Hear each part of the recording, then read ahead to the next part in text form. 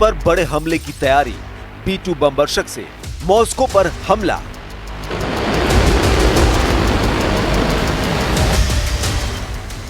आखिरकार अमेरिका के राष्ट्रपति डोनाल्ड ट्रंप को यह मानना है कि यूक्रेन को बचाने के लिए अब अमेरिका को सीधा हमला रूस की राजधानी मॉस्को पर करना पड़ेगा। ट्रंप के इस ऐलान के बाद से रूस यूक्रेन जंग तेजी से विनाशक युद्ध में बदलती जा रही है, या ये कहें कि तीसरा विश्व युद्ध शुरू हो गया है।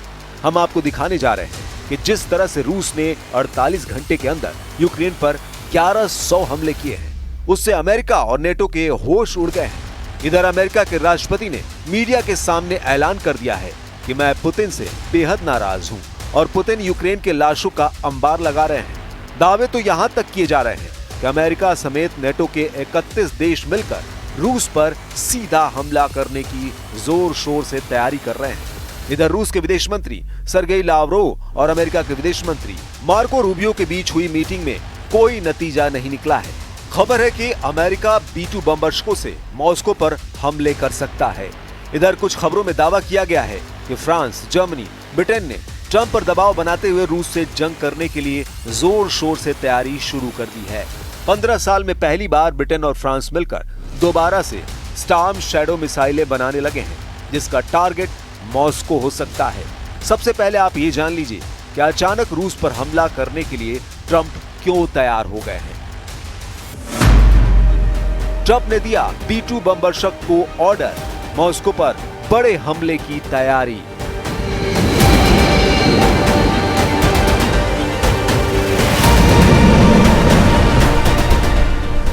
क्या अमेरिका वाकई में रूस पर अपने B-2 बमवर्षकों से हमला कर सकता है? ट्रंप का एक ऑडियो वायरल हो रहा है जिसमें दावा किया गया है कि ट्रंप दावा कर रहे हैं कि अब वक्त आ गया है कि हम मॉस्को और बीजिंग पर बमबारी कर दें। अमेरिका मीडिया के दावों के मुताबिक ट्रंप के इस ऑडियो को साल 2024 का बताया जा रहा है, लेकिन हैरानी की बात तो यह है कि एक साल बाद इस ऑडियो को जानबूझकर लीक किया गया है। जरा देखिए 2024 में ट्रंप ने मॉस्को और बीजिंग पर हमले को लेकर क्या कहा था। CNN की रिपोर्ट के मुताबिक लीक हुए ऑडियो में डोनाल्ड ट्रंप एक फंड रेजर इवेंट में कह रहे हैं, मैंने पुतिन से कहा अगर तुम यूक्रेन पर हमला करोगे तो मैं मॉस्को पर बम गिराकर उसे तबाह कर दूंगा, मेरे पास कोई विकल्प नहीं होगा। उन्होंने बताया कि पुतिन ने उनकी बात को पूरी तरह नहीं माना, लेकिन उन्हें 10% भरोसा तो हुआ था। इसी ऑडियो में ट्रंप ने यह भी दावा किया कि उन्होंने चीनी राष्ट्रपति शी जिनपिंग को भी धमकी दी थी। उन्होंने कहा था कि ताइवान पर हमले की स्थिति में बीजिंग पर बमबारी की जा सकती है। आगे खुद ही ट्रंप कहते हैं कि शी ने सोचा कि मैं पागल हूं, लेकिन बाद में चीजें सामान्य हो गई। सबसे महत्वपूर्ण तो यह है कि ट्रंप का ये ऑडियो ऐसे वक्त लीक हुआ है जब अमेरिका और रूस के बीच तनाव चरम पर है। जानकारों का दावा है कि रूस शुरू से ही ट्रंप की मंशा जानते थे, इसलिए उसने यूक्रेन में सीज फायर से इनकार कर दिया और रूस ने अपने हमले बेहद तेज कर दिए हैं। इधर रूस के बॉर्डर से सटे नेटो देशों में भारी संख्या में लड़ाकू जेट, टैंक, तोप और भारी हथियार रूस पर हमला करने के लिए तैयार किए जा रहे हैं, लेकिन रूस पर अमेरिका और नेटो की तैयारियों का रत्ती भर भी असर नहीं दिख रहा है। 30 दिन में 556 वर्ग किलोमीटर इलाके पर रूस का कब्जा। जेलेंस्की बौखलाए हुए हैं, ट्रंप तिलमिलाए हुए हैं और नेटो बुरी तरह से खौफ में है। पुतिन ने ट्रंप के साथ 60 मिनट तक इसी महीने बात की थी, लेकिन ट्रंप अब रूस पर ही हमला करने को तैयार है। दावा किया जा रहा है कि अमेरिका नेटो की तमाम कोशिशों के बावजूद रूस के हमले तेज और घातक हो चुके हैं। ट्रंप को अब समझ आ रहा है कि पुतिन उन्हें बातों में उलझाकर पूरे यूक्रेन पर कब्जा करना चाहते हैं।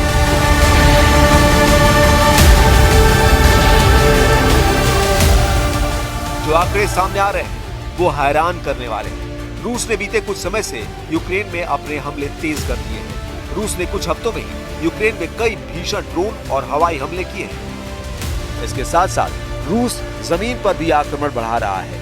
रूसी सेना की कोशिश मौजूदा गर्मी के सीजन में यानी जून से अगस्त तक यूक्रेन के कम से कम 3 मोर्चों पर कब्जे की है। गर्मी के इस सीजन में रूसी हमले मुख्य रूप से 3 क्षेत्रों पर केंद्रित हैं।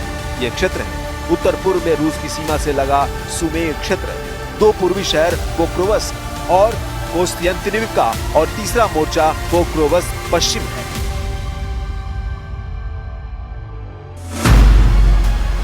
रूस की कोशिश 3 क्षेत्रों को टारगेट करना है, लेकिन यूक्रेनी आर्मी उनको चुनौती देते हुए मुश्किल बढ़ा रही है। बीबीसी की रिपोर्ट के मुताबिक यूक्रेन की open source deep state monitoring website ने जानकारी दी है कि पिछले महीने रूसी सेना ने 556 वर्ग किलोमीटर यानी 215 वर्ग मील जमीन पर कब्जा किया है।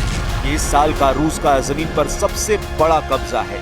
ये क्षेत्रफल लिवरपूल से 4 गुना बड़ा और शिकागो शहर के बराबर है। Well, I've been sort of letting people know I'm not happy about what's going on. It's a war that should have never happened. It should not happen now. They're losing. Now it's up. I've been saying 5,000. Now it's up to 7,000. Think of it, 7,000 people a week on both sides. 7,000 people, young, mostly military people, young souls are dead. रूस पर हमले को तैयार 4 देश।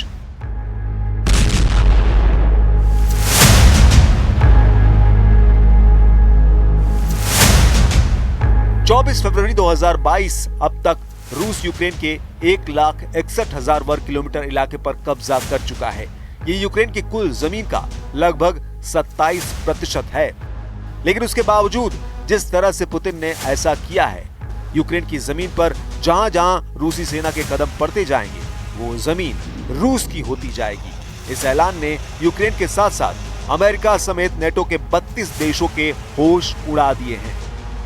3.5 साल से ज्यादा की जंग में अभी तक यूक्रेन नेटो के साथ मिलकर रूस को अपने देश से खदेड़ नहीं पाया।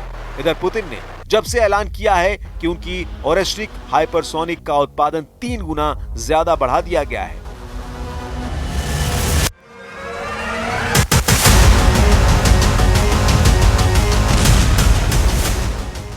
जो किसी परमाणु हथियार से कम नहीं है।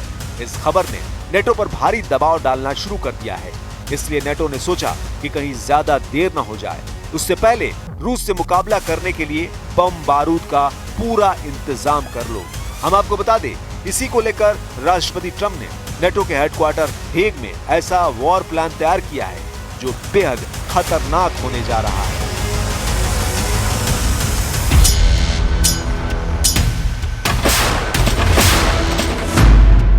इस वक्त रूस पर 4 देश बहुत बड़ा हमला करने का प्लान बना रहे हैं। ऐसा कुछ पश्चिमी मीडिया की खबरों में दावा किया गया है।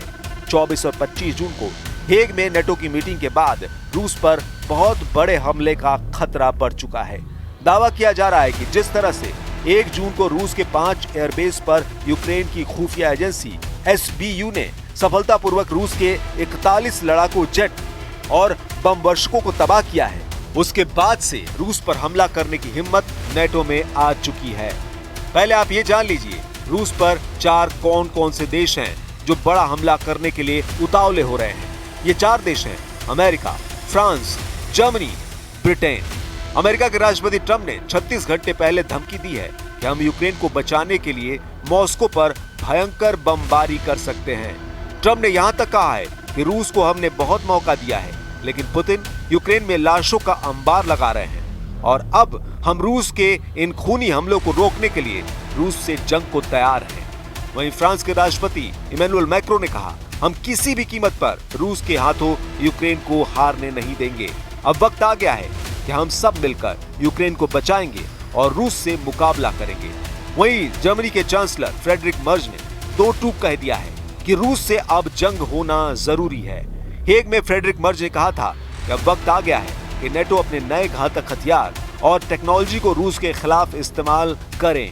कहीं ऐसा ना हो कि हम सोचते रह जाएं और रूस नेटो देशों पर हमला कर दे।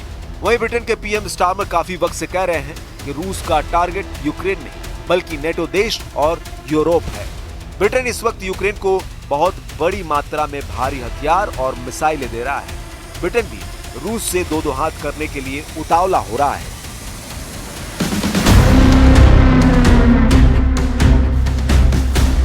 हारते हाफते और चीखते जेलेंस्की को भी अब लग रहा है कि यूक्रेन की जमीन से अमेरिका, फ्रांस, ब्रिटेन, जर्मनी रूस पर तूफानी हमले जरूर करेंगे। यूक्रेनी मीडिया द कीव इंडिपेंडेंट ने यूक्रेनी अधिकारियों के हवाले से ऐसे दावे किए हैं जिन्हें जानकर आप हैरान रह जाएंगे। यूक्रेनी मीडिया के मुताबिक 41 महीने से ज्यादा की जंग में रूस को भयंकर नुकसान हो चुका है। यूक्रेन के सशस्त्र बलों के जनरल स्टाफ ने 11 जुलाई 2025 को बताया कि 24 फरवरी 2022 से अब तक रूस ने यूक्रेन में 10,31,620 सैनिकों को खो दिया है। इस संख्या में पिछले दिनों रूसी सेना में हुए 1040 हताहत शामिल हैं। रिपोर्ट के मुताबिक रूस के 11,013 टैंक, 22,979 बख्तरबंद लड़ाकू वाहन, 54,732 वाहन और ईंधन टैंक, 30,163 तोपखाने प्रणालियां, 1,437 बहुप्रक्षेपण रॉकेट प्रणालियां, 1,193 वायु रक्षा प्रणालियां तबाह हो चुकी हैं, जबकि रूस के 421 हवाई जहाज, 340 हेलीकॉप्टर, 45,003 ड्रोन, 3,459 क्रूज मिसाइलें, 28 जहाज और नावें और एक पनडुब्बी भी यूक्रेनी सेना ने तबाह कर दी है। ऐसे दावे किए जा रहे हैं, लेकिन सवाल उठता है तो फिर जमीन पर यूक्रेन कैसे हार रहा है?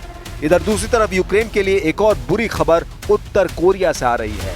खबरों के मुताबिक उत्तर कोरिया रूस के कुर्स्क क्षेत्र में अपने 5,000 सैनिक और 1,000 माइंस हटाने वाले विशेषज्ञ भेजने वाला है। इससे पहले भी उत्तर कोरिया के करीब 10,000 सैनिक रूस भेजे गए थे, जिनमें से 6,000 की जान जा चुकी है। ये जानकारी ब्रिटिश रक्षा मंत्रालय ने इस हफ्ते दी है। यूक्रेन पर डबल हमला, जंग में उतरे किम के 30,000 सैनिक।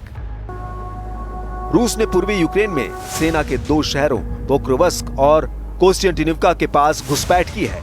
यहाँ पर भयंकर हमले किए गए हैं। रॉयटर्स के मुताबिक रूसी सेना निप्रोपेट्रोस क्षेत्र की सीमा में घुसपैठ करने के इरादे से लगातार हमले कर रही है। अब तो ये भी खबर आ रही है कि उत्तर कोरिया 30,000 से ज्यादा सैनिक रूस भेजने जा रहा है, जो यूक्रेन पर हमला करेंगे। अगर ऐसा होता है तो ये साबित हो जाएगा कि कुर्स्क में रूस की तरफ से लड़े उत्तर कोरिया के सैनिकों ने अपनी धाक और बहादुरी साबित की है। इसलिए पुतिन उत्तर कोरिया से 30,000 सैनिकों को यूक्रेन पर हमला करने की अनुमति दे रहे हैं। खबर के मुताबिक यूक्रेन के साथ युद्ध में उलझे रूस को उत्तर कोरिया के तानाशाह किम जोंग उन ने बड़ी मदद भेजने का फैसला किया है। अमेरिकी मीडिया की रिपोर्ट के अनुसार उत्तर कोरिया पुतिन की खातिर लड़ने के लिए 30,000 अतिरिक्त सैनिक भेजेगा। अमेरिकी रिपोर्ट का दावा है कि यूक्रेनी खुफिया दस्तावेजों के हवाले से बताया है कि ये सैनिक नवंबर 2025 तक रूस पहुंच सकते हैं। इन्हें रूसी टुकड़ी को मजबूती देने के लिए भेजा जा रहा है, जिसमें बड़े पैमाने पर आक्रामक सैन्य अभियान भी शामिल हैं। इसके साथ ही सैटेलाइट से हासिल तस्वीरों में रूस की तैयारियों के संकेत मिले हैं। सैटेलाइट तस्वीरों में उत्तर कोरियाई तैनाती के लिए पहले इस्तेमाल किए गए जहाजों को रूसी बंदरगाहों में देखा गया और कार्गो विमानों के उड़ान पैटर्न से पता चला कि सैनिकों को रूस लाने वाले मार्ग सक्रिय थे। उत्तर कोरिया ने पिछले साल 11,000 सैनिकों को रूस की तरफ से लड़ने के लिए भेजा था। रूसी राष्ट्रपति व्लादिमीर पुतिन ने अप्रैल में उनकी मौजूदगी की पुष्टि की थी। ये घटनाक्रम ऐसे समय में सामने आया है जब अमेरिका ने यूक्रेन को वायु रक्षा मिसाइलों की खेप रोकने का फैसला किया है। अब ऐसे हालात में अगर रूस यूक्रेन जंग में अमेरिका, ब्रिटेन, जर्मनी और फ्रांस रूस पर मिलकर हमला करते हैं तो फिर परमाणु जंग को कोई रोक नहीं पाएगा।